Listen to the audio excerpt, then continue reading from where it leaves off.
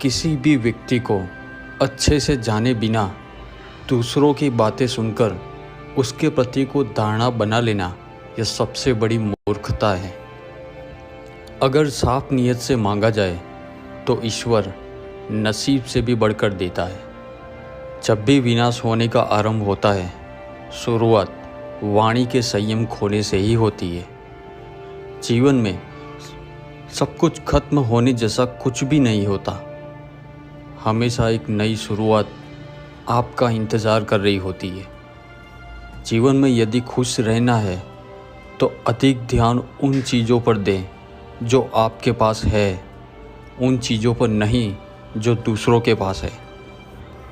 उस दिन हमारी सारी परेशानियां ख़त्म हो जाएगी, जिस दिन हमें यकीन हो जाएगा कि हमारा सारा काम ईश्वर की मर्ज़ी से होता है। विपत्ति में धैर्य, वैभव में दया और संकट में सहनशीलता ही श्रेष्ठ व्यक्ति के लक्षण है। जो व्यक्ति स्पष्ट और सीधी बात करता है, उसकी वाणी कठोर ज़रूर हो सकती है, लेकिन वह कभी किसी के साथ छल नहीं कर सकता। जो अच्छा लगे उसे ग्रहण करो और जो बुरा लगे उसका त्याग करो, चाहे वो विचार हो, कर्म हो या मनुष्य हो। बुराई बड़ी हो या छोटी, हमेशा विनाश का कारण ही बनती है, क्योंकि नाव में छेद छोटा हो या बड़ा हो, इससे कोई फर्क नहीं पड़ता।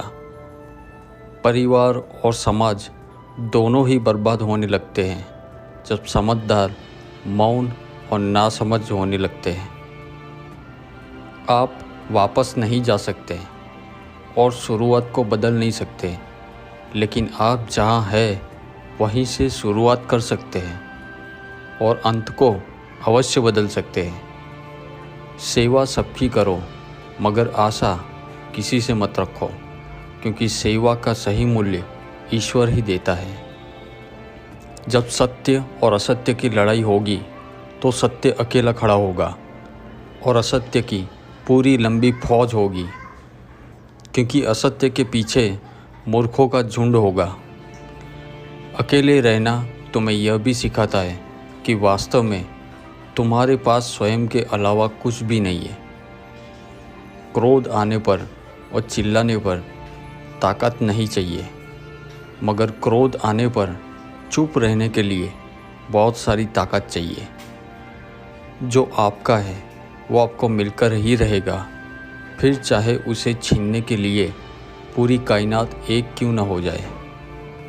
दो प्रकार के व्यक्ति इस संसार में स्वर्ग से भी ऊपर स्थित होते हैं। एक वो जो शक्तिशाली होकर भी क्षमा मांग दे, और दूसरा जो दरिद्र होकर भी दान करे। प्रेम शरीर या सुंदरता को देखकर नहीं होता, प्रेम हृदय से होता है। जहाँ दो हृदय मिल जाए वहीं प्रेम जन्म लेता है। जब उम्मीदें टूटने लगे और कोई रास्ता दिखाई न दे तो भगवत गीता की शरण सबसे बेहतर शरण है। भगवत गीता में भगवान श्री कृष्ण कहते हैं, मानव कल्याण ही भगवत गीता का प्रमुख उद्देश्य है। इसीलिए मनुष्य को अपने कर्तव्य का पालन करते समय मानव कल्याण को प्राथमिकता देनी चाहिए। जिस प्रकार मनुष्य अपने पुराने वस्त्रों को त्याग कर नए वस्त्रों को धारण करता है, ठीक उसी तरह आत्मा पुराने तथा व्यर्थ के शरीर को त्याग कर नए भौतिक शरीर को धारण करती है।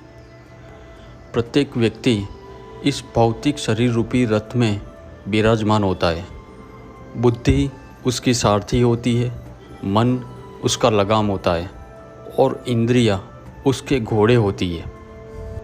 और इसी के कारण मन और इंद्रियों की संगति से आत्मा दुख और सुख का भोक्ता बनती है और मृत्यु के समय जीव द्वारा विकसित की गई चेतना दूसरे शरीर में चली जाती है।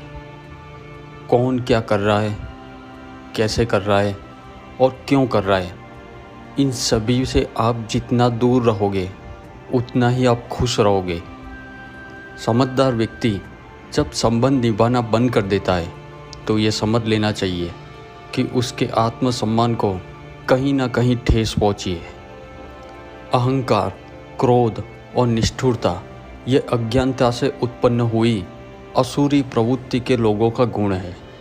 इनका त्याग करने से ही व्यक्ति एक अच्छा इंसान बन सकता है। मोह उसी का करो जिस पर आपका अधिकार है। जिस पर आपका अधिकार नहीं है उसका मोह कभी नहीं करना चाहिए। विषयों, वस्तुओं के बारे में सोचते रहने से मनुष्य को उनसे आसक्ति हो जाती है। इनसे उनमें कामना यानी इच्छाएं पैदा होती है और कामना में विघ्न आने से क्रोध उत्पन्न